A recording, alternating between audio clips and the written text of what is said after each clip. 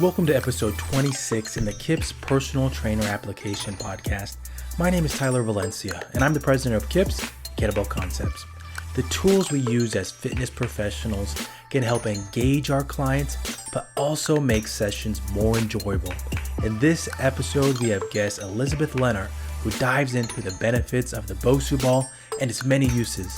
The BOSU Ball is a tool that many associate with unstable surface training, and Elizabeth provides exercises that can be utilized with a variety of populations. Let's get to the episode. To kick this podcast episode off, Elizabeth, can you explain the BOSU Ball to those that are unfamiliar with it, maybe seen it in the gym when they're training somebody and haven't yet gone to try to utilize it, figure it out? Can you talk about its benefits and really kind of what it is? For sure. So the BOSU balance trainer, oftentimes people will see in the gym and they'll say, hey, it's that blue half ball that's sitting over there. So what a BOSU balance trainer is one side of it is an air inflated dome. And then the other side is a solid platform side, right? So we now have, different models out that are not just that blue dome. So our newest model is textured. So we might say it's, we've got these 4 textured quadrants and channels on this BOSU balance trainer. So it's designed so that we've got an unstable surface and then a more stable surface. So originally, the philosophy around BOSU balance training was all about improving physical balance through integrated movement challenges. And therefore, there's an impact on the brain, on muscle, on nerve connections. So how this translates to the consumer, to the athlete, is that there's enhanced performance, right? Through a huge continuum. Activities could be sport related, could be recreation, and really most importantly, through daily living. Nice. And I think it's important that right now we talk about, I'll say, our own perspectives on, I'll call it unstable surface training, because with fitness professionals, everyone knows that it depends, in my opinion. And I should take that back. I shouldn't say that everybody knows this yet, but I am one of those people that always says it depends. It depends on the goal. It depends on what you're trying to accomplish, the individual standing in front of you. Elizabeth, before we talk more about the BOSU Ball, can you just give your perspective on unstable surface training? What is your philosophy and your insight on it based off your experiences? Oh, you know what? I've been training balance for so long. And, what I'll tell you is when people ask me, why should we train balance or what does balance mean? I try to break it down like this. I say, with a balance training tool, when we train balance, whether or not we're using a tool, balance means so much more than not falling down. We're trying to establish a sense of homeostasis in the body. So there's balance, meaning, hey, I'm not going to fall down, but how about balance from one side of the body versus the other? So when we're working on an unstable surface, it's reactive training, right? We get some biofeedback from the BOSU in general, and we'll find out, am I putting more body weight on this side than the other? Is my balance on one side of the body stronger or weaker on one side versus the other? So that's huge if you're an athlete. That's also huge when it comes to daily life. What I would say in terms of daily life, when I first started training with the BOSU balance trainer often, and then started teaching on it. And it was something that was part of my routine long before I started presenting for BOSU. I got really, really great at it, challenging my balance and getting uncomfortable and seeking improvements. How that translated into life, I swear, Tyler, I got into a big car accident, an cute little Wow. convertible. I was hit by a big truck. Oh, Long wow. story short, my car was totaled, and I walked out with a little bruise on the outside of my left knee. Wow. And I know. And when we went to the emergency room and all the follow-ups afterwards, waiting for something to happen, all they could attribute that to was that I had a very strong core and a very strong sense of reactivity when impact hit. Amazing, really amazing. And I will say that I've actually had a very similar story that Really? my car wasn't totaled, but it was very close to that on the freeway. I was basically in LA traffic. If you've been to LA, you know Oh, what traffic is. And so I was in bumper to bumper, and the car in the carpool lane drifted over and hit my car.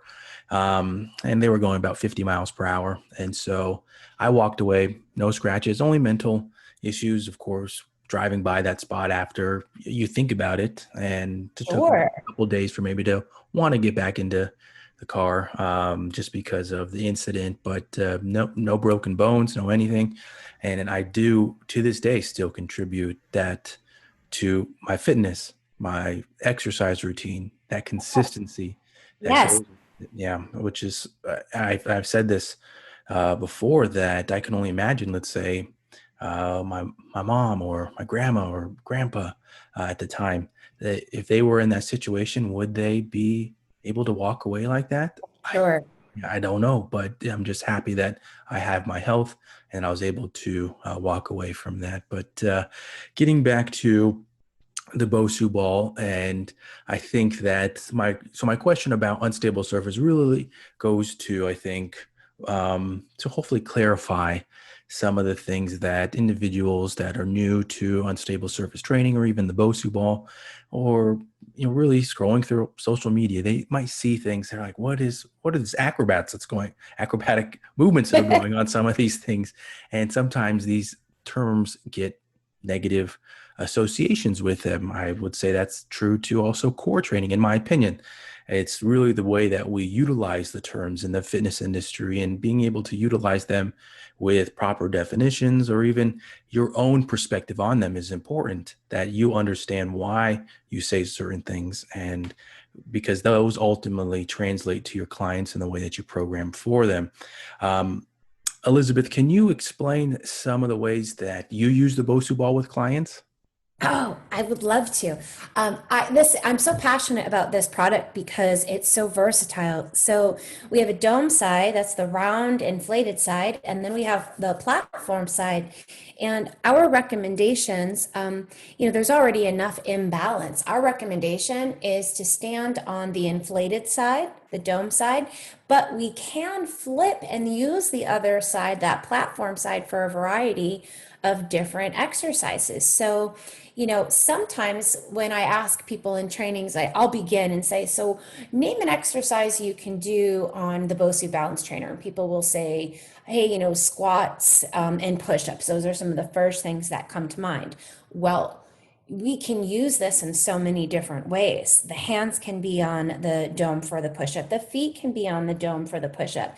We can flip it. So we now have, so it looks a little bit like it's wobbling side to side, and we have to fight to create and maintain our stability. But we can also use this tool as a big yoga block.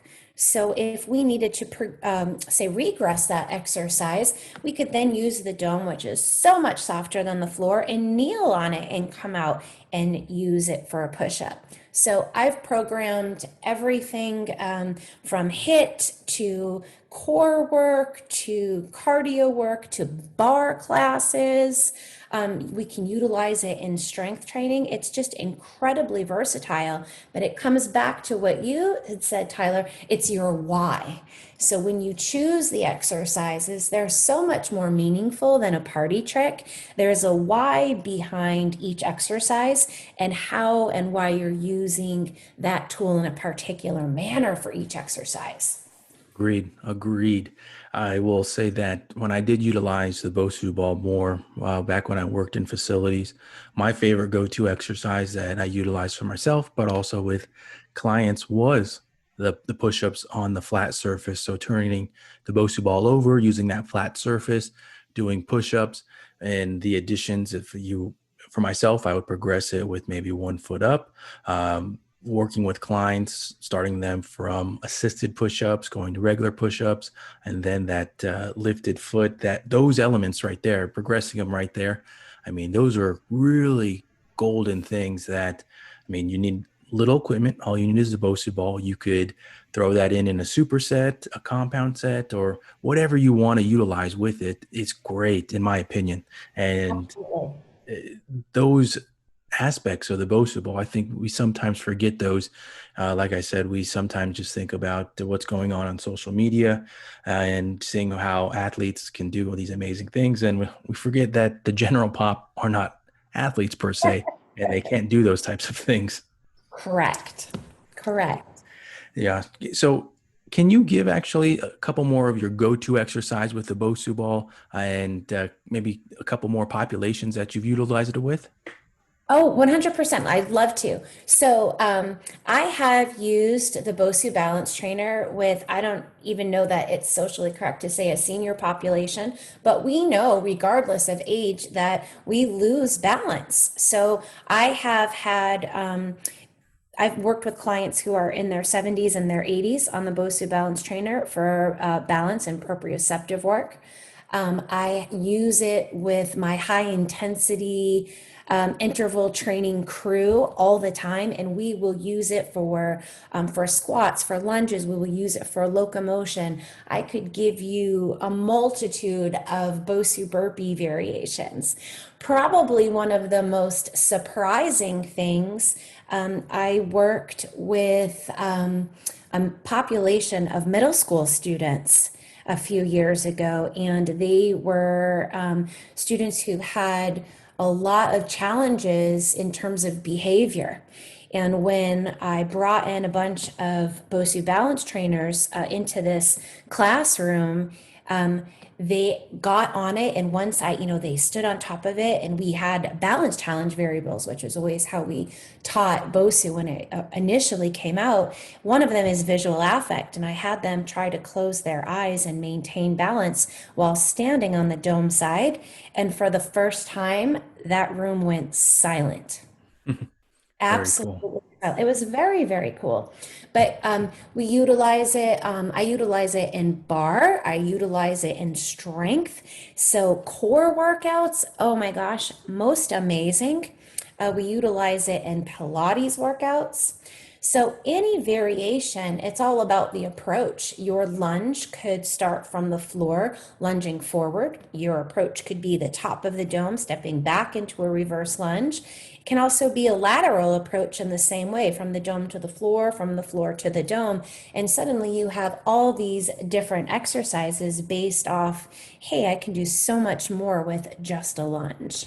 Oh yeah. Oh yeah. I mean the versatility that you explained with the exercises, the different populations, it's very apparent to me how you can do it.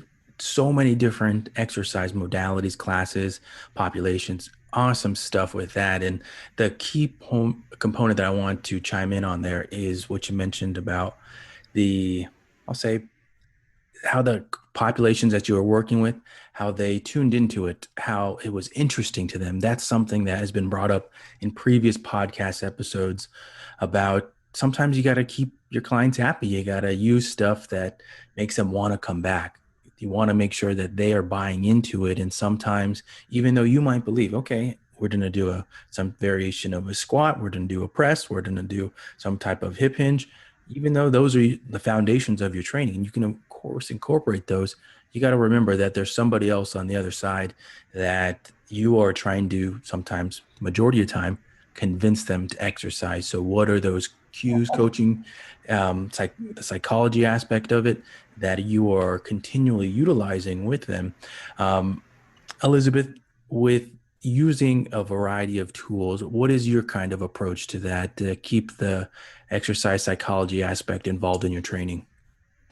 Well, I think we need to always meet our clients where they are, for sure. So we'll Yeah. start with that.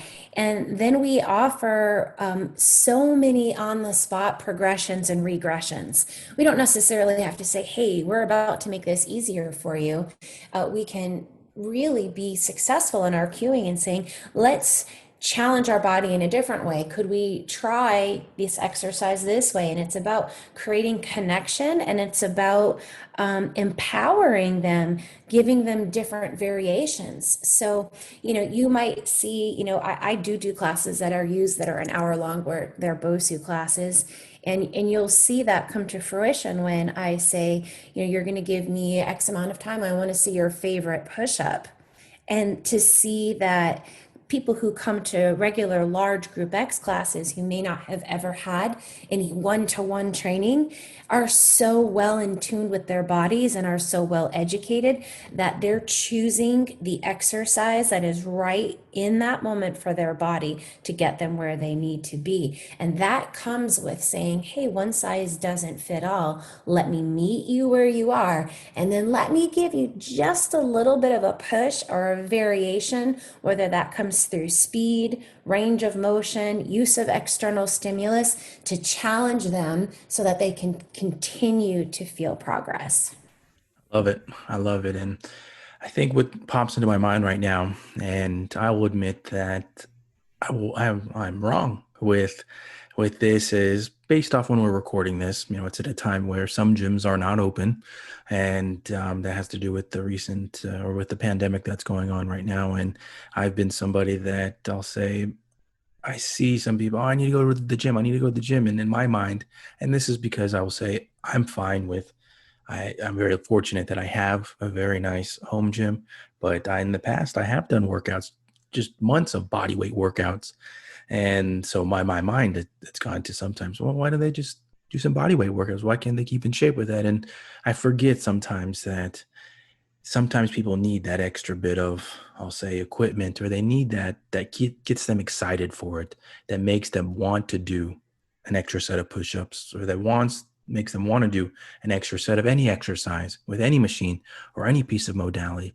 So I think that that side of it, where you get the clients interested in something new because those barriers to exercise exist for them, and not everybody wants to exercise. Like us, the fitness professionals out there, we enjoy it. We get it. We I get this. know we're such our own population sometimes, right? Exactly, exactly. So I admit I was wrong with that. And so with talking about the BOSU ball, and this is a great piece to throw in there for fitness professionals, is the instructor training. You do instructor training for them and a variety of other companies, which is amazing.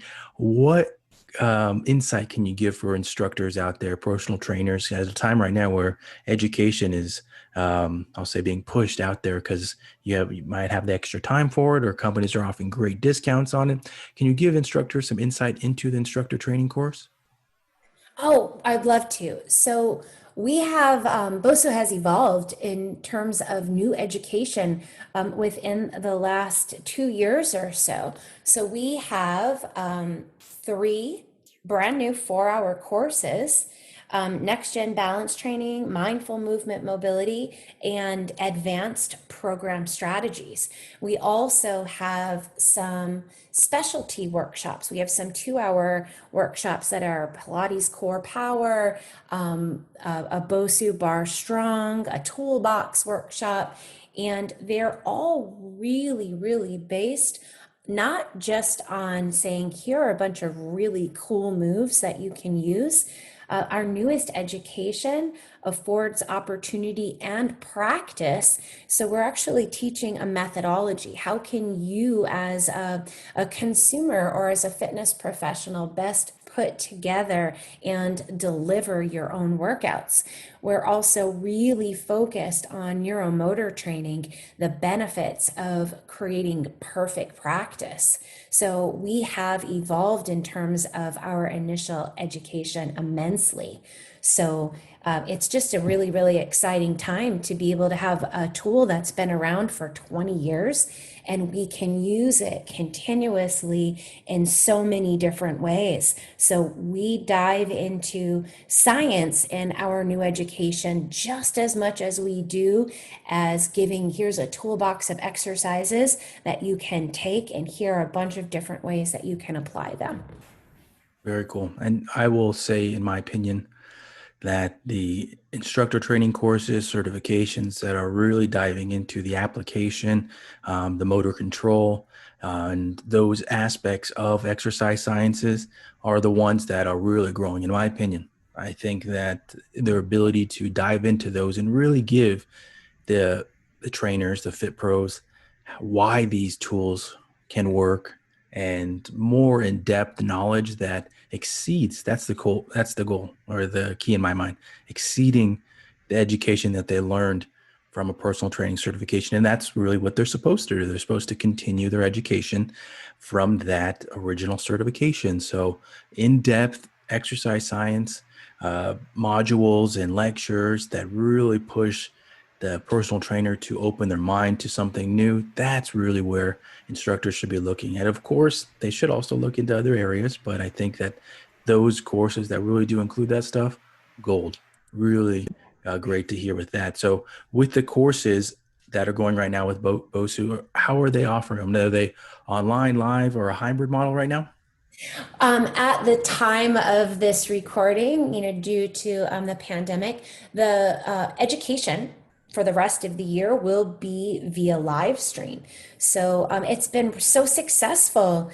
And it's amazing to be able to teach a virtual training and have people not just from different parts of your region and different parts of the country, but from all different countries in the same Zoom room. So pretty incredible. So we have are fully armed with digital manuals, and we have education that is live stream, and we have people from our team and our education manager, Carol, and the amazing Candace Brooks is always on, and they're answering questions while we're teaching, so that feeling of being live with an instructor, even though it's through Zoom, they're still getting their questions answered, and we take great pride in setting it up that way. So they have the digital manual with them. They're able to connect with us.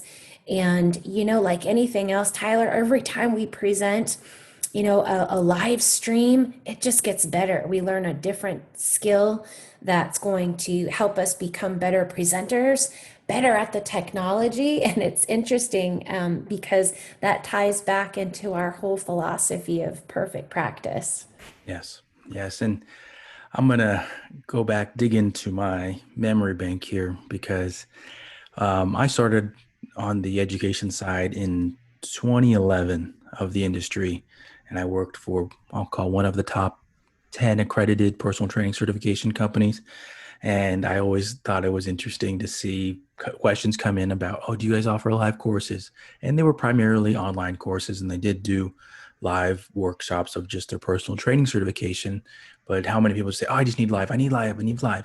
And right now, when we're doing, I'll say, hybrid model certifications in the industry through Zoom or different streaming platforms, I think some people are hopefully saying, oh, I can get a similar experience.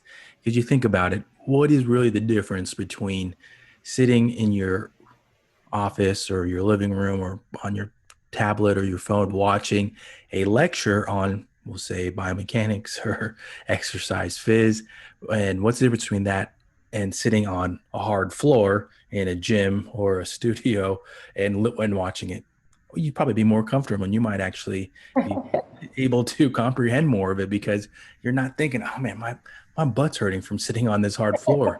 And so that is one aspect of it, but the ability to get actually more hands-on, that's actually the angle that I see with a lot of these hybrid trainings going on right now. If you can knock out the lecture components prior, or you can do it from the comfort of your home, and then you just do the hands-on through Zoom, you're going to spend more time on that and hopefully be able to really take more away from it.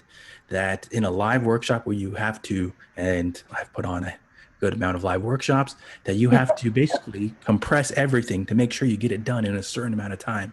And so sometimes you will miss out on certain items for, I'll say the trainer will miss out on certain items just because of a time constraint.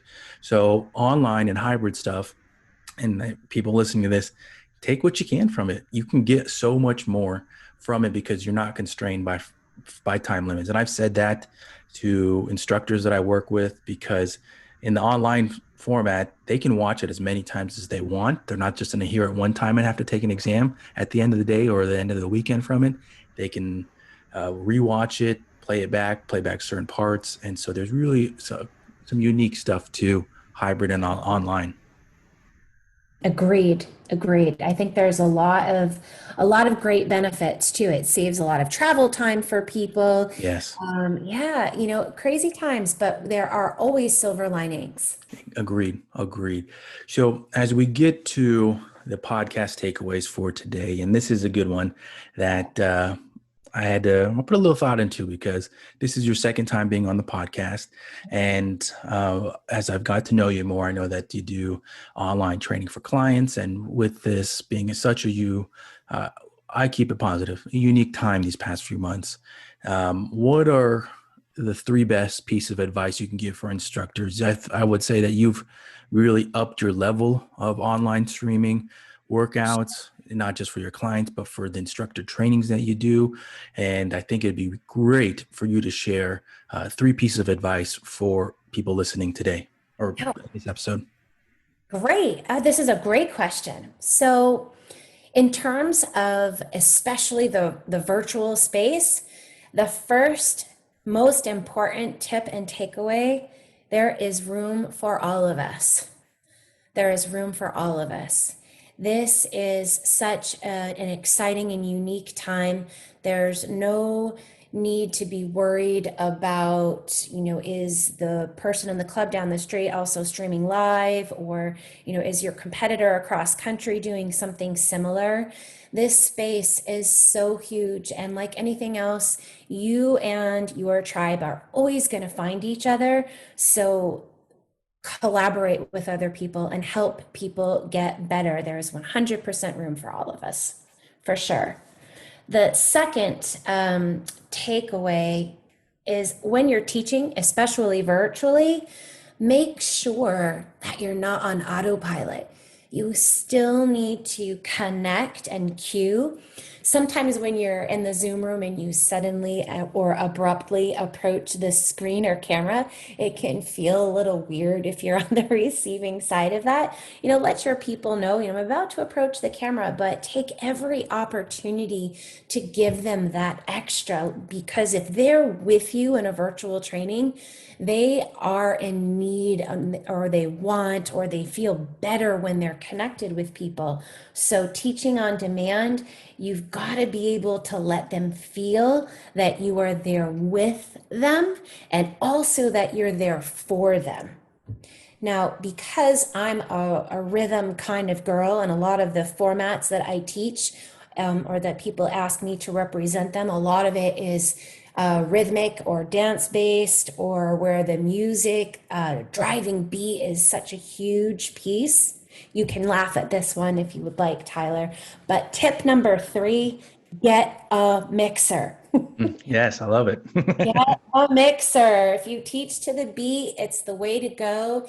If you have a headset that you were wearing when you were teaching in a club or in a studio, there's a way you can make all that magic work so that you can hear you, they can hear you, you both can hear music, and you're on the beat at the same time. What a game changer. And I just feel so much better about teaching virtually since I've gotten that down pat. Awesome. Awesome. So just to throw in there for anybody that's listening to this episode, with KIPS, we do have some tech tutorials. One's a mixer, one's a audio interface. And just this week, I went over these types of this setup with 3 different instructors, just telling them how you can utilize it, why it's important, and even the setup for it, because it's amazing that the control that you have, anybody that's done a workout through Zoom or even just a meeting through Zoom, you'll see that you're very limited in what you can really control with the audio levels. And the common issue that many instructors face is that they're out of sync, just how you said, they're out of sync, and there's nothing in Zoom or the streaming platforms that, okay, I want my voice to lag just a little bit, or I want to speed up my voice to be ahead of me. You can't do that. With these devices, you can lay the tracks, your audio and also your music, on one line while it goes into whatever platform you're streaming through. So really beneficial for those people wanting to utilize those. And I want to take a step back to chime in on the your first one. And I'm I forget exactly how you worded it right now, but in terms of competition with it, because you think about it right now, and I think that some people forget that when you're online, it's everywhere. It's not just exactly how you said down the street, the club down the street, or maybe a rival trainer or boot camp, whatever you're thinking about that your normal competition is in your brick and mortar. When you're online, it is everywhere. And I've heard that from so many people once they take their business online that, oh, it's so crazy. I have somebody on the other side of the country in it, or I have somebody in a different time zone or in another country. And those are the possibilities. You're not restricted by the mile radius around you. Your reach is so much bigger. So to be worried about what other people are doing, and I think about this in general with business, is you just think about yourself. What ways can I improve myself? That extra thought that you put into what's the competition doing, and how can we beat them? It's not a healthy way to live, in my opinion. And so focusing on ways to improve yourself is the best route for it. 100%. I agree.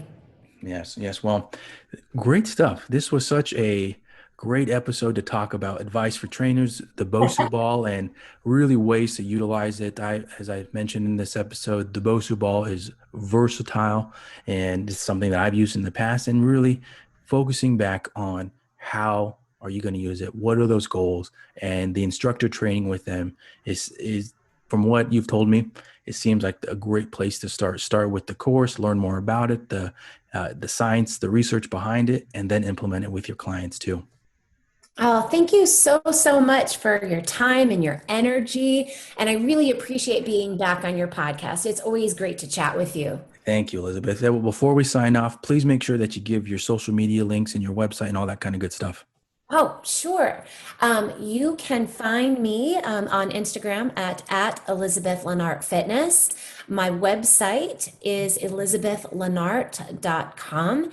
And feel free to send me a message through Instagram or through Facebook, the same handle at Elizabeth Lenart. And I would be so happy to answer any questions, whether it be about BOSU or any other type of courses or education. Great stuff. Great stuff. Thank you for being my guest. Thanks. Have a great afternoon.